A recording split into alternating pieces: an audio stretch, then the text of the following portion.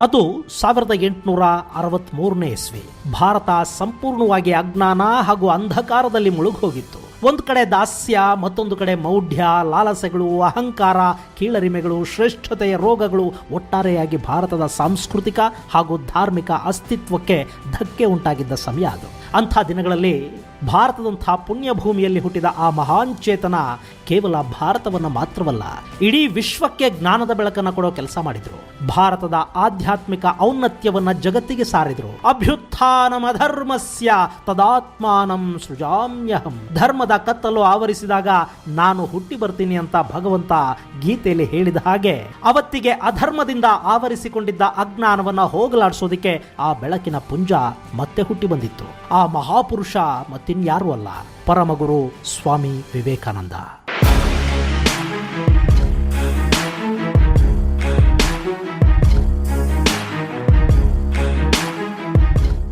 ಸ್ನೇಹಿತರೆ, ನಿಮಗೆ ಸೆಪ್ಟೆಂಬರ್ 11 ಅಂದ ಕೂಡಲೇ ತಕ್ಷಣ ನೆನಪಾಗೋದು ಅಮೆರಿಕಾದ ಹೆಮ್ಮೆಯಂತಿದ್ದ ವಿಶ್ವ ವ್ಯಾಪಾರ ಕೇಂದ್ರವನ್ನ ನೆಲಕ್ಕುರುಳಿಸಿದ್ದ ಭಯೋತ್ಪಾದಕರ ದಾಳಿ. ಆದರೆ ಅದಕ್ಕೊಂದು ಶತಮಾನದ ಹಿಂದೆ ಅದೇ ಅಮೆರಿಕಾದಲ್ಲಿ ಅದೇ ಸೆಪ್ಟೆಂಬರ್ 11ರಂದು ಪಾಶ್ಚಿಮಾತ್ಯ ದೇಶಗಳ ಅಹಂಕಾರದ ಕಿರೀಟವನ್ನು ಉರುಳಿಸಿ ಭಾರತದ ಆಧ್ಯಾತ್ಮ ಹಿರಿಮೆ ಗರಿಮೆಗಳನ್ನ ವಿಶ್ವಕ್ಕೆ ಸಾರುವ ಕೆಲಸ ನಡೆದಿತ್ತು. ಅವತ್ತು ಪಾಶ್ಚಾತ್ಯರ ಅಹಂಕಾರವನ್ನು ಕೊಚ್ಚಿ ಹಾಕಿದ ಆ ಆಧ್ಯಾತ್ಮ ಸುನಾಮಿಯ ಹೆಸರು ಸ್ವಾಮಿ ವಿವೇಕಾನಂದ.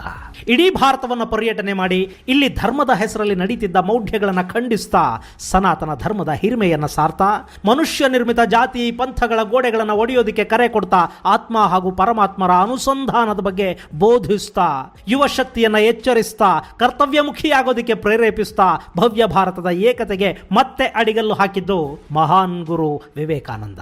ಅವ್ರ ಬಗ್ಗೆ ಏನ್ ಹೇಳಿದ್ರು, ಎಷ್ಟು ಹೇಳಿದ್ರು ಅದು ತುಂಬಾನೇ ಕಡಿಮೆ. ಶಿಕಾಗೋದ ವಿಶ್ವಧರ್ಮ ಸಮ್ಮೇಳನದಲ್ಲಿ ಭಾಗವಹಿಸಿದ್ದ ವಿವೇಕಾನಂದರಿಗೆ ಸಿಕ್ಕ ಸಮಯ ಆದ್ರೂ ಎಷ್ಟು. ಅತ್ಯಲ್ಪ ಸಮಯದಲ್ಲೇ ಡಿಯರ್ ಬ್ರದರ್ಸ್ ಅಂಡ್ ಸಿಸ್ಟರ್ಸ್ ಅಂತ ಅಲ್ಲಿ ನೆರೆದಿದ್ದವರನ್ನ ಸಂಬೋಧಿಸುವ ಮೂಲಕ ಭಾರತದ ವಿಶ್ವಭ್ರಾತೃತ್ವವನ್ನ ಜಗತ್ತಿಗೆ ಸಾರಿದ್ದು ವಿವೇಕಾನಂದರು. ಅವತ್ತು ಆ ಸಮ್ಮೇಳನದಲ್ಲಿ ಭಾಗವಹಿಸೋದಕ್ಕೆ ಒಂದು ಶಿಫಾರಸು ಪತ್ರ ಕೂಡ ಅವರ ಬಳಿ ಇರಲಿಲ್ಲ.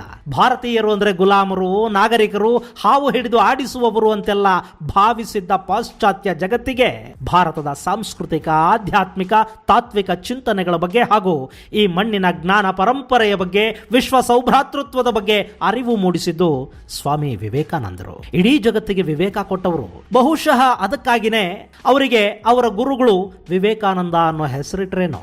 ಅವತ್ತು ಈ ಮಹಾಗುರುವಿನ ಪ್ರಭಾವಕ್ಕೊಳಗಾದ ಹಾರ್ವರ್ಡ್ ಯೂನಿವರ್ಸಿಟಿಯ ಪ್ರೊಫೆಸರ್ ರೈಟ್ ಅಮೆರಿಕಾದ ನೆಲದ ಮೇಲೆ ಕಳೆದ 400 ವರ್ಷಗಳಲ್ಲಿ ಇಂಥ ಜ್ಞಾನಿ ತಿರುಗಾಡಿದ ಉಲ್ಲೇಖಗಳೇ ಇಲ್ಲ ಅಂತ ಉದ್ಗರಿಸಿ ಬಿಟ್ರಂತೆ.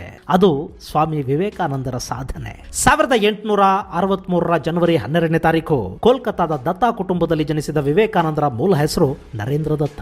ತಂದೆ ವಿಶ್ವನಾಥ ದತ್ತರು ಕೋಲ್ಕತ್ತಾದ ಖ್ಯಾತ ವಕೀಲರಾಗಿದ್ರು. ತಾಯಿ ಭುವನೇಶ್ವರಿ ಸದ್ಗೃಹಸ್ಥ ಹೆಣ್ಣುಮಗಳು, ಮಹಾನ್ ದೈವಭಕ್ತೆ ಕೂಡ. ಬಾಲ್ಯದಿಂದಲೂ ನರೇಂದ್ರ ಮಹಾನ್ ಹಠಮಾರಿ ಹಾಗೂ ವಿಪರೀತ ಪ್ರಶ್ನೆಗಳನ್ನು ಕೇಳ್ತಾ ಇದ್ದ. ತಾಯಿ ಭಕ್ತಿ ಹಾಗೂ ದೇಶಭಕ್ತಿಯ ಕಥೆಗಳನ್ನು ಹೇಳಿ ಬೆಳೆಸ್ತಾ ಇದ್ರು. ಅದು ಸ್ಥಿತಿವಂತ ಕುಟುಂಬ. ಆದ್ರೆ ನರೇಂದ್ರರ ತಲೆಗೆ ಅದರ ಯಾವ ಮತವೂ ಇರಲಿಲ್ಲ.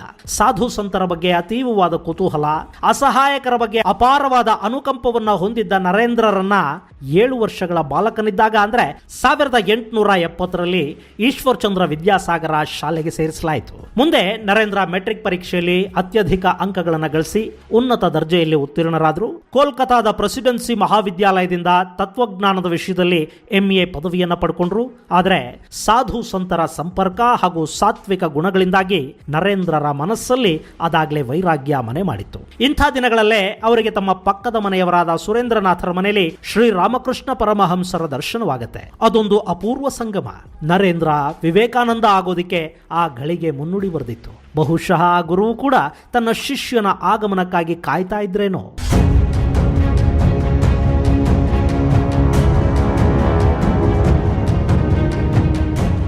ಪ್ರಾರಂಭದ ಕೆಲವು ದಿನಗಳು ರಾಮಕೃಷ್ಣರು ನರೇಂದ್ರರನ್ನ ತಮ್ಮಿಂದ ಒಂದೇ ಒಂದು ಕ್ಷಣ ಕೂಡ ದೂರ ಇಡೋದಕ್ಕೆ ಬಯಸ್ತಾ ಇರಲಿಲ್ಲ. ನರೇಂದ್ರರನ್ನ ತಮ್ಮ ಹತ್ರ ಕೂರಿಸಿಕೊಂಡು ಅನೇಕ ರೀತಿಯ ಉಪದೇಶಗಳನ್ನು ಮಾಡಿದ್ರು. ಇಬ್ಬರು ಕೂತಿರುವಾಗ ಬಹಳ ಗಹನವಾದ ವಿಚಾರಗಳ ಬಗ್ಗೆ ಚರ್ಚೆ ಕೂಡ ಆಗ್ತಾ ಇತ್ತು. ಒಂದಿನ ಶ್ರೀರಾಮಕೃಷ್ಣರು ಒಂದು ಕಾಗದದ ತುಂಡಿನ ಮೇಲೆ ನರೇಂದ್ರ ಲೋಕ ಶಿಕ್ಷಣದ ಕಾರ್ಯವನ್ನ ಮಾಡ್ತಾನೆ ಅಂತ ಬರೆದ್ರಂತೆ. ಅದನ್ನು ತಮಾಷೆಯಾಗಿ ತಗೊಂಡ ನರೇಂದ್ರ ಈ ಎಲ್ಲ ಕೆಲಸಗಳು ನನ್ನಿಂದ ಆಗೋದಿಲ್ಲ ಅಂತ ಅಂದ್ಬಿಟ್ರು. ರಾಮಕೃಷ್ಣರು ತಕ್ಷಣ ದೃಢವಾಗಿ ಆಗಿ ಆಗೋದಿಲ್ಲ ಅಂದ್ರೇನು, ನಿನ್ನ ಎಲುಬುಗಳು ಕೂಡ ಈ ಕೆಲಸ ಮಾಡುತ್ತವೆ ಅಂದ್ರಂತೆ. ಮುಂದೆ ಶ್ರೀ ರಾಮಕೃಷ್ಣ ಪರಮಹಂಸರು ನರೇಂದ್ರರಿಗೆ ಸನ್ಯಾಸ ದೀಕ್ಷೆ ಕೊಟ್ಟು ಸ್ವಾಮಿ ವಿವೇಕಾನಂದ ಅಂತ ಮರುನಾಮಕರಣ ಮಾಡಿದರು. ತಮ್ಮ ಮುಂದಿನ ಎಲ್ಲ ಕೆಲಸಗಳನ್ನ ಶಿಷ್ಯ ಮಾಡ್ತಾನೆ ಅಂತ ನಿರುಮ್ಮಳರಾದ ರಾಮಕೃಷ್ಣ ಪರಮಹಂಸರು ಸಂಪೂರ್ಣವಾಗಿ ಕಾಳಿ ಮಾತೆಯಲ್ಲಿ ಲೀನವಾಗಿ ಹೋದರು. ಅಲ್ಲಿಗೆ ಅದೊಂದು ಭವ್ಯ ಅಧ್ಯಾಯ ಮುಗಿದಂತಾಯಿತು. ರಾಮಕೃಷ್ಣ ಪರಮಹಂಸರ ಮಹಾಸಮಾಧಿಯ ನಂತರ ಸ್ವಾಮಿ ವಿವೇಕಾನಂದರು ಕೋಲ್ಕತಾ ಹತ್ತಿರದ ವರಾಹನಗರದಲ್ಲಿ ಪಾಳು ಬಿದ್ದ ಕಟ್ಟಡವೊಂದರಲ್ಲಿ ರಾಮಕೃಷ್ಣಾಶ್ರಮವನ್ನು ಸ್ಥಾಪಿಸುತ್ತಾರೆ.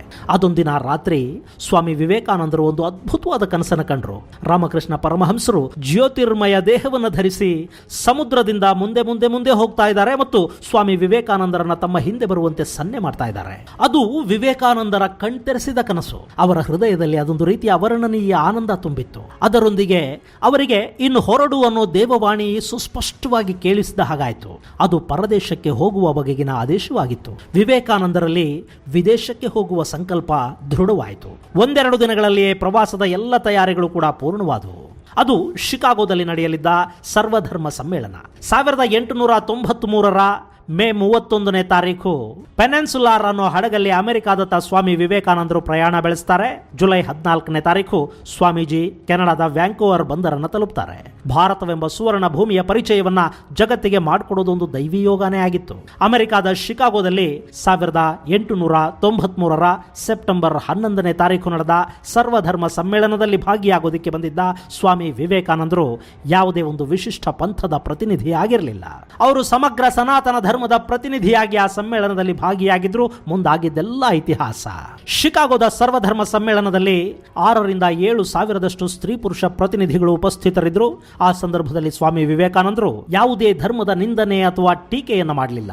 ಯಾವುದೇ ಧರ್ಮವನ್ನು ಅವರು ಕ್ಷುದ್ರ ಅನ್ನಲಿಲ್ಲ. ಆದರೆ ಹಿಂದೂ ಧರ್ಮದ ಔನ್ನತ್ಯವನ್ನ, ಅದರ ಸರ್ವಕಾಲಿಕತೆ ಮತ್ತು ಸಮಿಷ್ಟಿ ಪ್ರಜ್ಞೆಯನ್ನ ಕೇಳುಗರ ಮನಮುಟ್ಟುವಂತೆ ವಿವರಿಸಿದರು. ಇದು ಸ್ವಾಮಿ ವಿವೇಕಾನಂದರ ಖ್ಯಾತಿಯನ್ನ ಆಗಸದ ಎತ್ತರಕ್ಕೆ ಏರಿಸಿತು. ಮುಂದೆ ವಿದೇಶಗಳಲ್ಲಿ ಭಾರತದ ಹೆಸರನ್ನು ಉಜ್ವಲಗೊಳಿಸಿ ಕೋಲ್ಕತಾಗೆ ಮರಳಿದ ಸ್ವಾಮೀಜಿಯವರನ್ನ ವಿಜೃಂಭಣೆಯಿಂದ ಇಲ್ಲಿ ಸ್ವಾಗತಿಸಲಾಯಿತು. ಅಲ್ಲಿಂದ ಮುಂದಕ್ಕೆ ಸ್ವಾಮಿ ವಿವೇಕಾನಂದರು ಧಾರ್ಮಿಕ ಚಳವಳಿ, ಭಾರತೀಯ ವೇದಾಂತ, ನಮ್ಮ ಇಂದಿನ ಕರ್ತವ್ಯ, ಭಾರತೀಯ ಮಹಾಪುರುಷರು, ಭಾರತದ ಭವಿಷ್ಯ ಇಂಥ ಅನೇಕ ವಿಷಯಗಳ ಬಗ್ಗೆ ಪ್ರವಚನಗಳನ್ನು ನೀಡುವುದಕ್ಕೆ ಶುರು ಮಾಡಿದರು. ತಮ್ಮ ಅಭಿಪ್ರಾಯ ಹಾಗೂ ತಾತ್ವಿಕತೆಯನ್ನ ವಿದೇಶ ಮತ್ತು ಸ್ವದೇಶಗಳಲ್ಲಿ ನೀಡಿರುವ ಪ್ರವಚನಗಳಲ್ಲಿ ಪ್ರಖರವಾದ ಭಾಷೆಯಲ್ಲಿ ಮಂಡಿಸಿದ್ರು ಸ್ವಾಮಿ ವಿವೇಕಾನಂದ.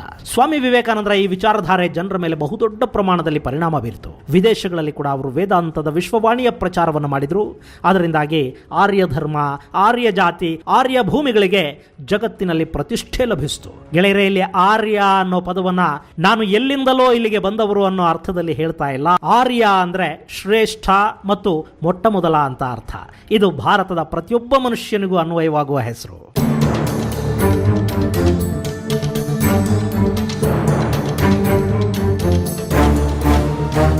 ಸ್ವಾಮಿ ವಿವೇಕಾನಂದರು ಭಾರತದ ಆಧ್ಯಾತ್ಮಿಕ ಸಂಸ್ಕೃತಿಯ ಕುರಿತು ಗಾಢವಾದ ಅಭಿಮಾನ ಹೊಂದಿದ್ರು.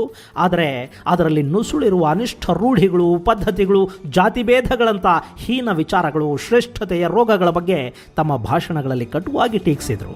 ಇದೇ ಸಮಯದಲ್ಲಿ ಅವರು ಮಹಿಳೆಯರ ಕುರಿತು, ಸಮಾಜದ ತಾತ್ಸಾರದ ಬಗ್ಗೆ ವಾಕ್ಪ್ರಹಾರ ಕೂಡ ಮಾಡಿದರು. ಮುಂದೆ ಸ್ವಾಮಿ ವಿವೇಕಾನಂದರು 1888ರಲ್ಲಿ ಭಾರತ ಪರ್ಯಟನೆಗೆ ಹೊರಡುತ್ತಾರೆ.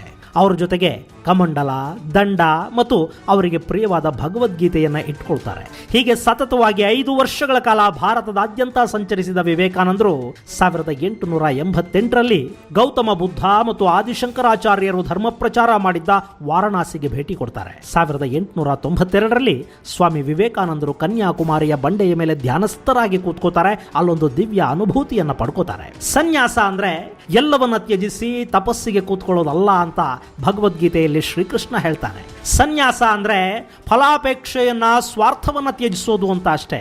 ಈ ಮಾತುಗಳನ್ನ ಅರ್ಥ ಮಾಡ್ಕೊಂಡಿದ್ದಷ್ಟೇ ಅಲ್ಲದೆ ಕಾರ್ಯರೂಪಕ್ಕಿಳಿಸಿದವರು ಸ್ವಾಮಿ ವಿವೇಕಾನಂದರು. ಅವರು ಕೇವಲ ಧ್ಯಾನ, ತಪಸ್ಸುಗಳಲ್ಲಿ ಲೀನವಾಗಲಿಲ್ಲ. ಬದಲಿಗೆ ಯುವಶಕ್ತಿಯನ್ನ ಕಾರ್ಯೋನ್ಮುಖಗೊಳಿಸೋದ್ರಲ್ಲಿ ಮಗ್ನರಾದರು. ಹಸಿದವರಿಗೆ ಒಂದು ಹಿಡಿ ಅನ್ನ ಸಿಗಬೇಕೇ ಹೊರತು ಧರ್ಮದ ಒಣಮಾತುಗಳಲ್ಲ ಅಂತ ನಿಖರವಾಗಿ ಹೇಳುವ ಧೈರ್ಯ ಮಾಡಿದರು ಸ್ವಾಮಿ ವಿವೇಕಾನಂದ.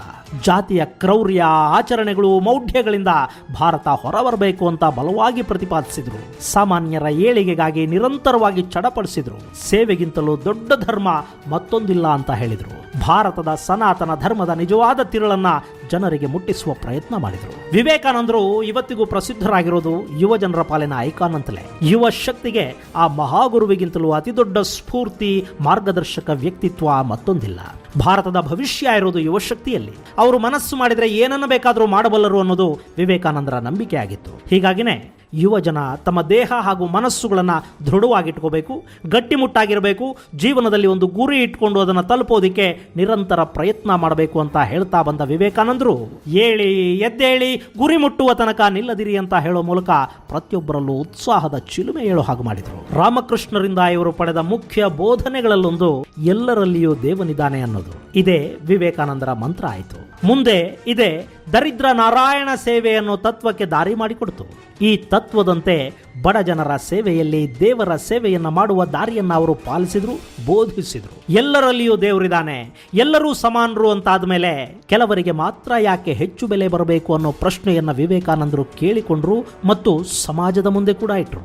ವಿವೇಕಹೀನವಾಗಿ ಮೌಢ್ಯಗಳಲ್ಲಿ ಮುಳುಗಿ ಸ್ವಾಭಿಮಾನವನ್ನ, ಆತ್ಮಾಭಿಮಾನವನ್ನ ಮರೆತಿದ್ದ ಈ ದೇಶದ ಜನರಿಗೆ ವಿವೇಕ ತುಂಬೋದಿಕ್ಕಾಗಿನೇ ಅವತರಿಸಿದ್ದ ಮಹಾನ್ ಚೇತನ 1902 ಜುಲೈ 4ರಂದು ಇಹಲೋಕದ ಯಾತ್ರೆಯನ್ನು ಮುಗಿಸಿಬಿಡ್ತು. ಈಗಿನ ಪಶ್ಚಿಮ ಬಂಗಾಳದ ಬೇಲೂರು ಮಠದಲ್ಲಿ ವಿವೇಕಾನಂದರು ದೇಹತ್ಯಾಗ ಮಾಡಿದರು. ತಾವು ದೇಹ ಬಿಡುವ ದಿನಾಂಕವನ್ನು ಕೂಡ ಅವರು ಮೊದಲೇ ತಿಳಿಸಿದರು. ವಿವೇಕರ ದೇಹಕ್ಕೆ ಆಗ 39 ವರ್ಷ. ಇದು ದೇಹತ್ಯಾಗದ ವಯಸ್ಸಲ್ಲ, ಆದರೆ ಕೇವಲ 39 ವರ್ಷಗಳಲ್ಲಿ ಅವರು ಮಾಡಿದ ಸಾಧನೆ ಮಾತ್ರ ನಿಜಕ್ಕೂ ಅಪ್ರತಿಮ, ಅಮೋಘ, ಅಪರಿಮಿತ ಮತ್ತು ಅನನ್ಯ. ಸ್ನೇಹಿತರೆ, ಆ ಮಹಾನ್ ಚೇತನದ ಬಗ್ಗೆ ಹೇಳ್ತಾ ಹೋದರೆ ಖಂಡಿತ ದಿನಗಳು ಸಾಕಾಗುವುದಿಲ್ಲ.